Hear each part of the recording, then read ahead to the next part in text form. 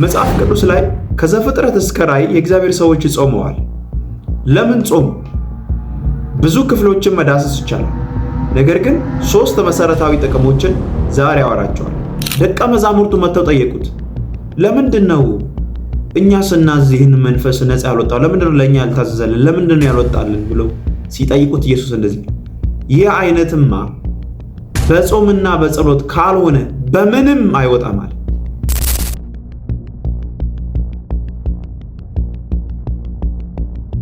መንፈሳዊ ነገር ስልጣን አለው። አብዛኛው ሰው መንፈሳዊ ነገር ስልጣን ያለው አይመስለውም። እግዚአብሔርን መምሰል ራስን አስለምድ ወይም አሰልጥን ብሏል። መንፈሳዊ ነገር ስልጣን አለው። ስልጣን አለው ማለት አንድን ነገር ደጋግማችሁ ማድረግ አለባችሁ። አንድ ጊዜ አይደለም ማድረግ ያለባችሁ፣ ደጋግማችሁ ጾሙ፣ ደጋግማችሁ ጸልዩ፣ ደጋግማችሁ አሰላስሉ። እመኑኝ ውጤትን ታያላችሁ። ስለዚህ አንድ ጊዜ ባደረጋችሁት ነገር ነው ውጤት የምትፈልጉት አይሆንም። ደጋግማችሁ አድርጉት። ውጤት የምትፈልጉ ከሆነ ደጋግማችሁ የምታደርጉት ነገር ውጤቱ ያማረ ነው የሚሆነው። ሰላም የተወደዳችሁና የተባረካችሁ የእግዚአብሔር ቤተሰቦች፣ በተለያየ ዓለም ክልል ላይ ሆናችሁ ይህንን የዩቲዩብ ቻናል የምትከታተሉ እኔ ወንድማችሁ አገልጋይ አሌክሳንደር ነኝ። ለዚህ ዩቲዩብ ቻናል አዲስ የሆናችሁ በመለቀው ትምህርት ብዙዎች እየተባረኩ ነው። በሚሰጡት ኮሜንት ደግሞ ማስተዋል ችያለሁ። ይሄን እንደነዛ ሰዎች መባረክ የምትፈልጉ፣ ቁም ነገር የምትፈልጉ፣ መንፈሳዊ እድገት የምትፈልጉ ሳብስክራይብ ማለት እንዳይረሱ። ክብር ለኢየሱስ ይሁን። ቀጥታ ወደ ትምህርቱ ይሄዳሉ። ጾም 3 ጥቅሞችን በህይወታችን ላይ ያደርግልናል።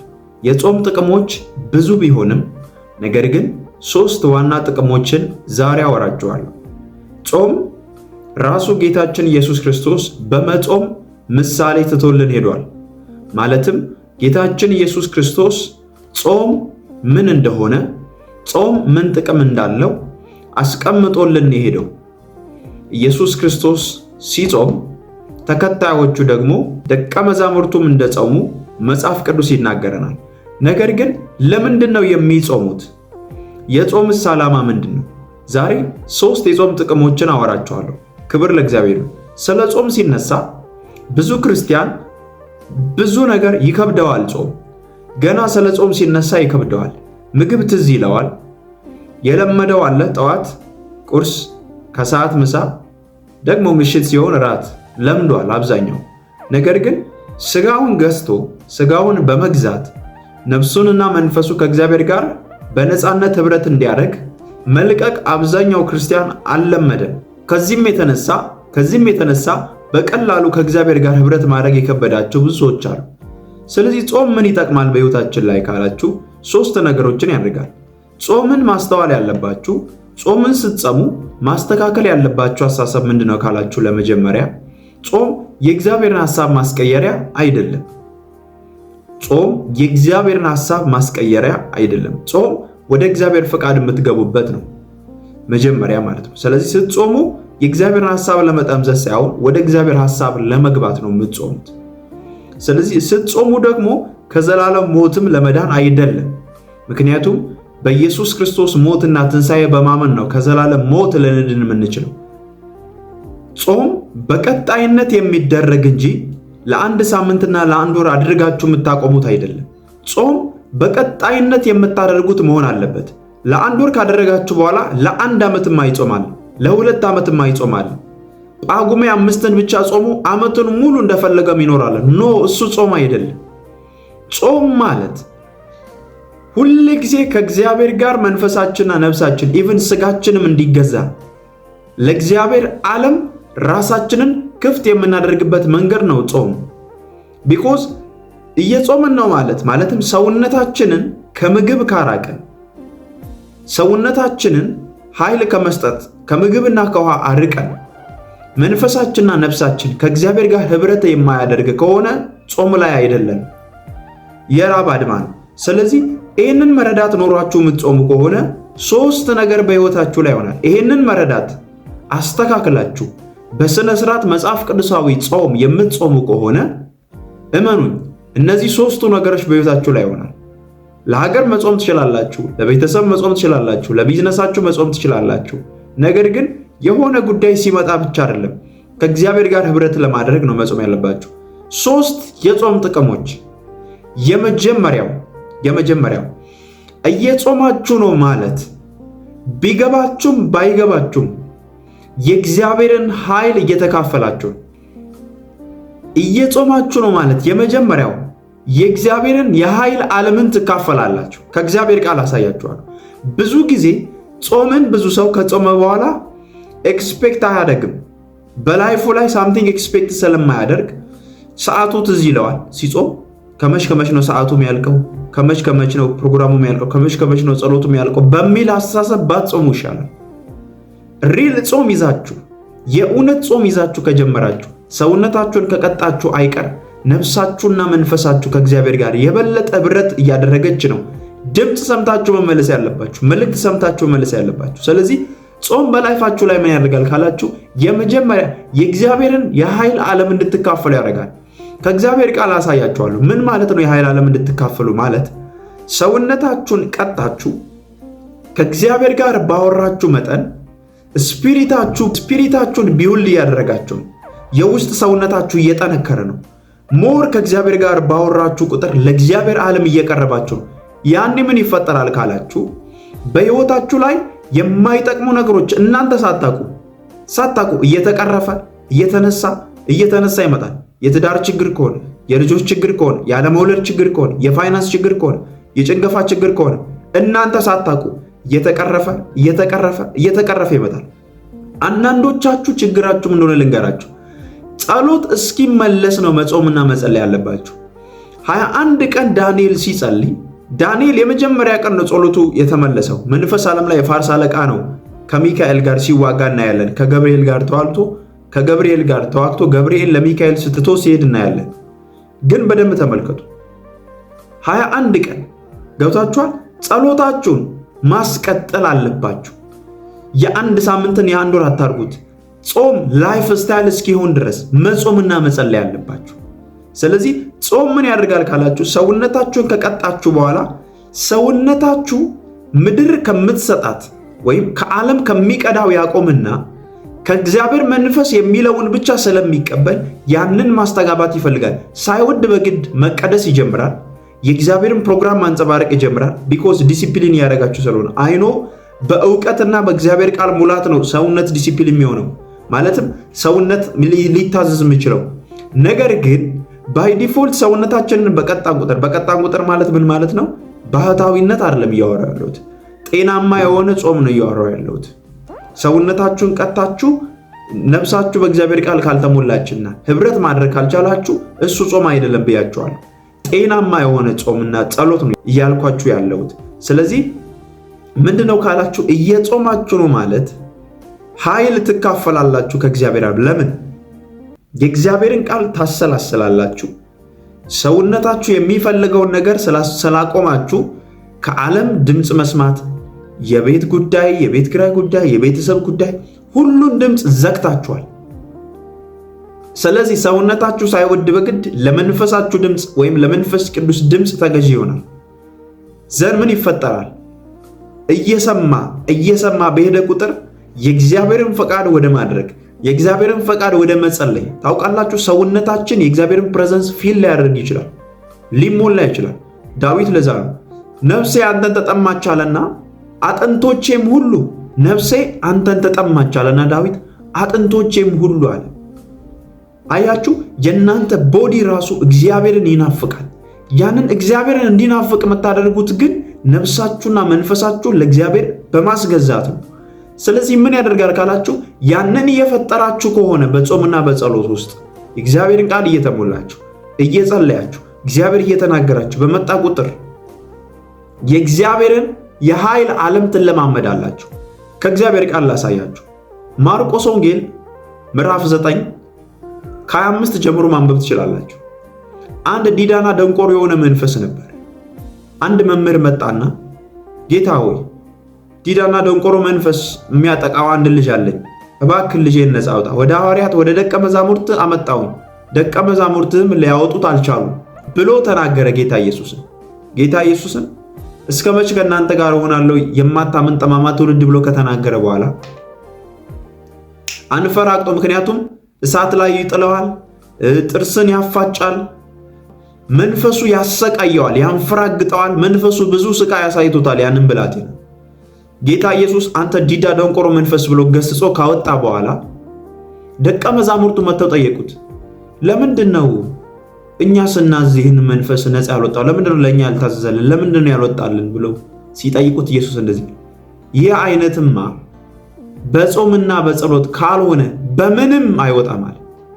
በጾምና በጸሎት ካልሆነ በምንም አይወጣም። አንዳንዶቻችሁ አይኖ ብሉይ ኪዳን ጌታ ኢየሱስ መንፈስ ቅዱስ ከመምጣቱ በፊት ነው መንፈስ ቅዱስ ከመምጣቱ በፊት ነው ልትሉ ትችላላችሁ። ቢሆንም ኢየሱስ ምን እያለ ነው እዛ ጋር ካላችሁ ያንን መንፈስ ዓለም ላይ የኃይል ዓለምን የሚለማመዱት ከእግዚአብሔር ጋር በሚያሳልፉት ጊዜ ነው። በጾምና በጸሎት ካልሆነ ይሄ አይነቱ አይሆንም ማለት ቢኮዝ ምን ማለት ነው? ከፍ ያለ መንፈስ ዓለም ላይ ከፍ ያለ የኃይል ዓለም ውስጥ የምትገቡት ከእግዚአብሔር ጋር በምታሳልፉት ጊዜ ነው፣ በጾምና በጸሎት አለ። ስለዚህ ምን እያለ ነው? አስቡ። ሌላውን መንፈስ ያለባቸውን ሰዎች ነፃ አውጥተዋል። ይሄ ለምን እምቢ አላቸው? ህብረት ያስፈልጋቸዋል አለ ኢየሱስ። ጾምና ጸሎት ያስፈልጋቸዋል አለ። ይሄ ማለት አጋንንትን ለማውጣት ጾምና ጸሎት ግቡ ማለት ሳይሆን ህብረት ባደረጋችሁ ቁጥር የምትካፈሉት ኃይል አለ። ፋይናንሳችሁ የታሰረ ትዳራችሁ ስርዓት ውስጥ ያለ ብዙ ጥያቄ ውስጥ ያላችሁ ሰዎች ጾምና ጸሎት ያዙ፣ ኃይል ትካፈላላችሁ። እውነትን እንነጋገር፣ ሁላችሁም ላይ የሚያጋጥም ነገር ልንገራችሁ። ሳምታይምስ ጾም ጸሎት ገብታችሁ ወጣችሁ ሰዓት የሆነ ኃይል ተካፍላችሁ አታውቁም? አጋንንት ያለበትን ሰው ላይ መጸለይ አምሯችሁ አያውቁም? አጋንንት ያለባቸው ላይ መጸለይ ያምራችኋል። ከዛ ስትወጡ በሽተኞች ላይ እጆቻችሁን ጽናችሁ መጸለይ ያምራችኋል። ለምን? ጾም ጸሎት ስትወጡ ነው። የሆነ የተሞላችሁት ኃይል እንዳለ እኮ ስለሚሰማችሁ በራሱ የጸለያችሁ ሰዓት ያንን ስሜት መሰማቱ ልክ ባይሆንም ማለትም ያልጸለያችሁ ሰዓት የቀዘቀዛችሁ አይነት ከተሰማችሁ ተሸውዳችኋል። ለምን? የምታገለግሉት በተሰጣችሁ ጸጋ እንጂ በእናንተ በጾምና በጸሎት አለ። ነገር ግን ጸለያችሁና ጾማችሁ የመጣችሁ ሰዓት የሆነ የሚሰማችሁ ስሜት የለም። ሮንግ ሆነ እኮ አይደለም ስሜቱ፣ ወደ ስሜት እንዳትወስዱት እንጂ ልክ ነው፣ ኃይል ተካፍላችኋል። የኔነት ስሜት እንዳይወስዳችሁ እንጂ ልክ ነው፣ ኃይል ተካፍላችኋል። ስለዚህ የጸለያችሁ ሰዓት የሆነ የምትካፈሉት ነገር አለ። ጸልይ ጸልይ ይላችኋል። በቃ ለሰው ሁሉ መስክር መስክር ይላችኋል። ለምን? እናንተ አታውቁም፣ ግን የተካፈላችሁት ኃይል አለ። ስለዚህ የመጀመሪያው ምን ያደርጋል ካላችሁ ጾም ጸሎት የእግዚአብሔርን የኃይል ዓለም እንድትካፈሉ ያደርጋችኋል። ክብር ለኢየሱስ ይሁን። እመኑ፣ ይህንን ተግብሩት፣ በሕይወታችሁ ላይ ውጤትና ፍሬ ማየት ትጀምራላችሁ። ሁለተኛው ክብር ለኢየሱስ ይሁን። ሁለተኛው ጾም ላይፋችሁ ላይ ሁለተኛው ምን እንደሚያደርግ ልንገራችሁ። ሁለተኛው የበለጠ ለእግዚአብሔር ድምፅና ለምሪት ትቀርባላችሁ፣ ቅርብ ትሆናላችሁ። ማለትም ሁል ጊዜ ስጋን የምታስደስቱ ከሆነ የስጋን ፍላጎት የምታሟሉ ከሆነ የእግዚአብሔርን ድምፅ ለመስማት ፍቃዳችሁን ወይ የጌታን ፍቃድ ለማድረግ ትቸገራላችሁ። ለምን? የስጋን ፍላጎት የስጋን ድምፅን ብቻ ነው የተከተላችሁ የምትሄዱት። ነገር ግን በጾማችሁ ሰዓት የሰውነታችሁ ውስጥ ያለን የስጋን ድምፅ ሁሉ ጸጥ ስለምታደርጉ ሞር የእግዚአብሔርን ድምፅ ለመስማትና ለምሪት ቅርብ ትሆናላችሁ። የሐዋርያት ሥራ 13 ላሳያችሁ። የሐዋርያት ሥራ 13 ላይ በአንጾኪያ ያለች ቤተክርስቲያን መምህራንና ነቢያት ነበሩ ይላል እና እዛ የተሰበሰቡ ቅዱሳን አሉ።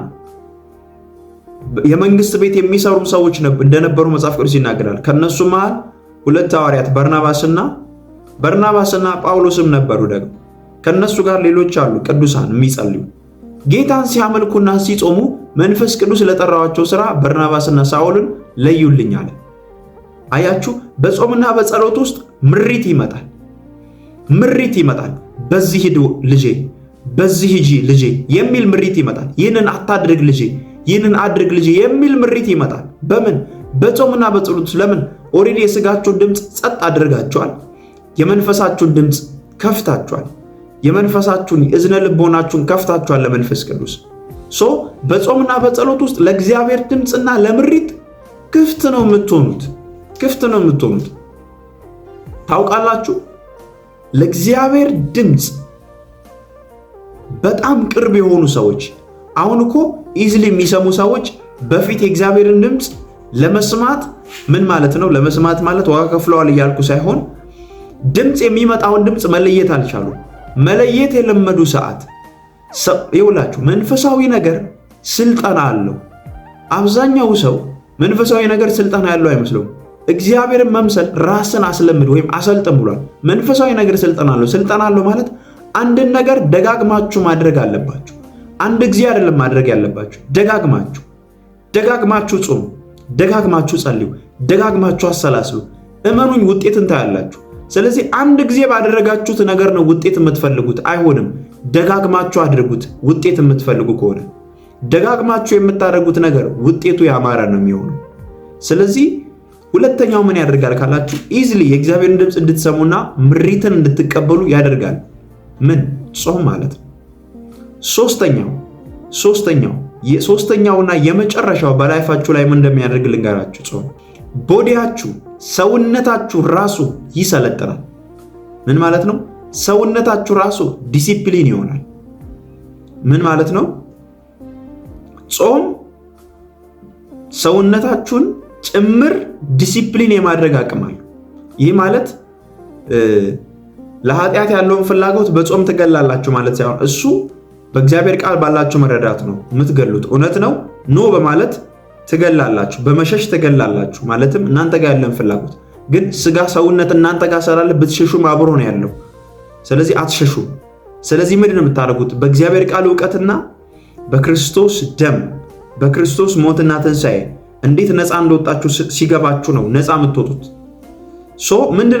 ምንድነው ካላችሁ ጾም ሶስተኛ የሚያደርገው በላይፋችሁ ላይ ሰውነታችሁን ዲሲፕሊን ያደርጋል። ዲሲፕሊን ያደርጋል ማለት መሰላችሁ?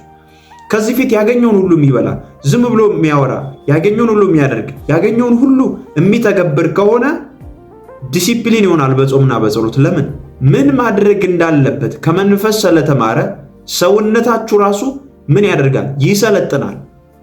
ይሰለጥናል ሰውነታችሁ ባይዞ።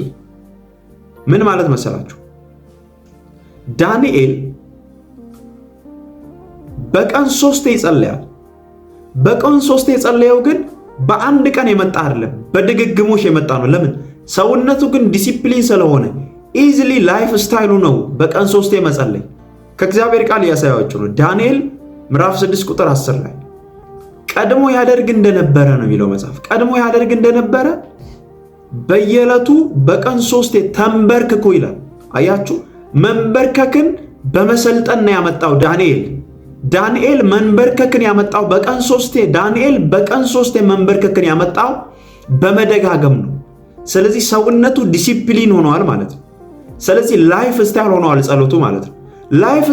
ላይፍ ስታይል ሆኖ እንዲቀር የምትፈልጉ ከሆነ ሰውነታችሁ ዲሲፕሊን እንዲይዝ የምትፈልጉ ከሆነ ደጋግማችሁ አድርጉት። ስለዚህ ጾም ውስጥ ምን ያደርጋል ካላችሁ ሰውነታችሁ ይገዛል፣ ላይፍ ስታይል ይሆናል ማለት ነው። አትቸገሩም። መጀመሪያ ቀን ስትጸልዩ ሊቸግራችሁ ይችላል። ሁለተኛ ቀን ሊቸግራችሁ ይችላል። ለምን? ሰውነታችሁን ያስለመዳችሁት ነገር አለ። ወይ ፊልም፣ ወይ ዙረት፣ ወይ የሆነ ነገር አስለምዳችሁ ሊሆን ይችላል። ዲሲፕሊን ይሆናል በጾምና በጸሎት ዘንድ። መጸለይ ያምረዋል፣ ህብረት ማድረግ ያምረዋል፣ መጽሐፍ ቅዱስ ማንበብ ያምረዋል። ማዛጋት ታቆማላችሁ። መጽሐፍ ቅዱስ ስታነቡ ማዛጋት ታቆማላችሁ። ለምን? ዲሲፕሊን አድርጋችኋል። ጾም ሰውነታችሁ ዲሲፕሊን እንድታደርጉ ያደርጋል በላይፋችሁ ላይ። ይሄ በጣም ጠቃሚ ነገር ነው። ይህንን የነገርኳችሁ ጠቃሚ ነገር ነው። ስለዚህ እየጾማችሁ ነው ማለት እነዚህን 3ቱን ጥቅሞች በህይወታችሁ ላይ ታያላችሁ ማለት ነው። በዚህ ትምህርት እንደተባረካችሁ አምናለሁ። እጅግ በጣም እንደተጠቀማችሁ አምናለሁ። በተለያየ ዓለም ክልል ላይ ሆናችሁ የምትከታተሉ ብዙ ጊዜ እኔን ለማግኘት ፈልጋችሁ ያጣችሁ ሰዎች የጸሎት ህብረት አለ። ወደ 300 በላይ አሁን እየተቀላቀሉ ያሉ ሰዎች አሉ። በዛ ብዙ ሰዎች ነፃ እየወጡ ነው። ብዙ ሰዎች በማስተምረው ትምህርት እየተባረኩ ነው። ስለዚህ ያንን ቴሌግራም ቻናል ሊንክ የምትፈልጉ ሰዎች ከታች ባለው ቁጥር ሊንኩን እልክላችኋለሁ። ጥያቄ ውስጥ ያላችሁ፣ በተለያየ መንገድ ጥያቄ ውስጥ ያላችሁ፣ የብዙ ሰዎችን ቋጠሮ መንፈስ ቅዱስ የፈታ ነው። ብዙዎች ነፃ እየወጡ ነው። ስለዚህ እናንተ መታችሁ እንድትካፈሉ ላበረታታችሁ እወዳለሁ። ተባረኩልኝ። መልካም ጊዜ ይሆንላችሁ።